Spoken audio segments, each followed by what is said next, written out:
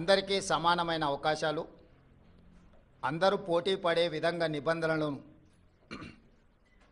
తయారు చేసి నిబంధనల మేరకు టెండర్లను నిర్వహించి అందులో ఎవరు ఆ టెండర్లలో రాణిస్తే వాళ్లకు కాంట్రాక్ట్లు ఇవ్వడం కానీ లేదా ఏదైనా పనులను కేటాయించడం కానీ ఏదైనా విషయాలతో అదానీనే కాదు అంబానీ కావచ్చు, టాటా కావచ్చు, బిర్లా కావచ్చు, ఈ దేశంలో ఉండే ఏ సంస్థలకైనా రాజ్యాంగబద్ధమైన రక్షణ ఉంటుంది, వాళ్ళు పెట్టుబడులు పెట్టడానికి అవకాశం ఉంటుందని రాహుల్ గాంధీ గారు వివరించడం జరిగింది. అయినా జర్నలిస్టులు కావచ్చు, రాజకీయ పార్టీలు కావచ్చు, పదే పదే తెలంగాణ రాష్ట్ర ప్రభుత్వానికి ప్రతిష్టాత్మకంగా తెలంగాణ రాష్ట్ర ప్రభుత్వం భావించి ప్రారంభించిన యంగ్ ఇండియా స్కిల్స్ యూనివర్సిటీకి కార్పస్ ఫండ్ కింద రాష్ట్ర ప్రభుత్వం నిధుల స్వీకరణ కోసం చేస్తున్న ప్రయత్నంలో భాగంగా చాలా సంస్థలు ముందుకొచ్చి రాష్ట్ర ప్రభుత్వం ప్రారంభించిన ప్రతిష్టాత్మకమైన యంగ్ ఇండియా స్కిల్స్ యూనివర్సిటీకి నిధులను ఇవ్వడం జరిగింది. దాంట్లో భాగంగానే అదానీ సంస్థ కూడా 100 కోట్ల రూపాయలను కార్పొరేట్ సోషల్ రెస్పాన్సిబిలిటీ కింద తెలంగాణ రాష్ట్ర ప్రభుత్వం ప్రారంభించిన యంగ్ ఇండియా స్కిల్స్ యూనివర్సిటీకి ఇస్తాము అని చెప్పి ఆమోద లేఖ ఇవ్వడం జరిగింది. ఈ అంశాన్ని ప్రస్తావించడం ద్వారా అదేదో అదానీ గ్రూప్ తెలంగాణ రాష్ట్ర ప్రభుత్వానికో ముఖ్యమంత్రి గారికో అప్పనంగా 100 కోట్ల రూపాయలు ఇచ్చినట్టుగా అనవసరమైన చర్చలకు రాద్ధాంతానికి తావిస్తున్నది.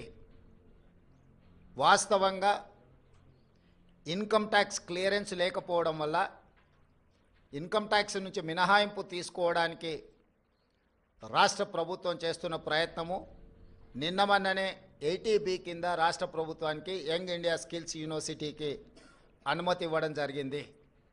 ఇప్పటి వరకు ఏ సంస్థ నుంచి కూడా తెలంగాణ రాష్ట్ర ప్రభుత్వం తన ఖాతాలోకి ₹1 కూడా తీసుకోలేదు, ఇంక్లూడింగ్ అదానీ. అయితే అనవసరమైన చర్చలలో తెలంగాణ ప్రతిష్ట కానీ వ్యక్తిగతంగా నా గురించి చర్చ జరగడం మా మంత్రివర్గ సహచరులకు నాకు ఎలాంటి సుతారము ఇష్టం లేదు. అందుకే స్పష్టంగా నిన్ననే రాష్ట్ర ప్రభుత్వం తరఫున అదానీ గ్రూప్ ఆఫ్ కంపెనీస్కి మా అధికారి జయేష్ రంజన్ ద్వారా లేఖ రాయడం జరిగింది.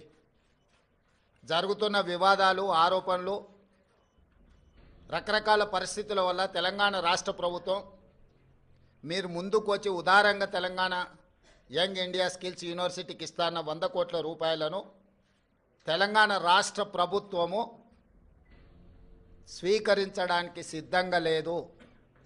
కాబట్టి దయచేసి మీ 100 కోట్ల రూపాయలను యంగ్ ఇండియా స్కిల్స్ యూనివర్సిటీకి బదిలీ చేయొద్దు అని చెప్పి విస్పష్టంగా వారికి లేఖ రాయడం జరిగింది.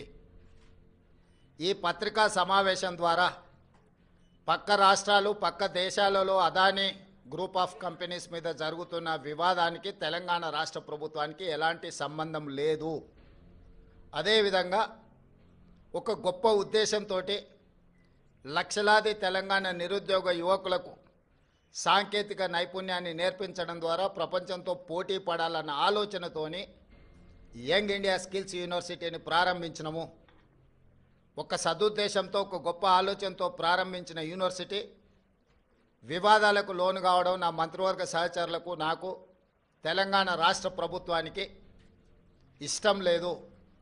అందుకే తెలంగాణ రాష్ట్ర ప్రభుత్వము అదానీ సంస్థ నుంచి 100 కోట్ల రూపాయలను స్వీకరించకూడదు అని నిర్ణయం తీసుకున్నది. ఈ విషయాన్ని మీడియా మిత్రుల ద్వారా సమాజానికి మేము చెప్పదలుచుకున్నాము. అనవసరమైన వివాదాలలో మా రాష్ట్ర ప్రభుత్వాన్ని, మమ్మల్ని లాగొద్దు అని చెప్పి మీడియా మిత్రులందరికీ కూడా నేను సూచన చేస్తున్నా. రాజకీయ పార్టీలకు కూడా నేను సలహా ఇవ్వదలుచుకున్నా.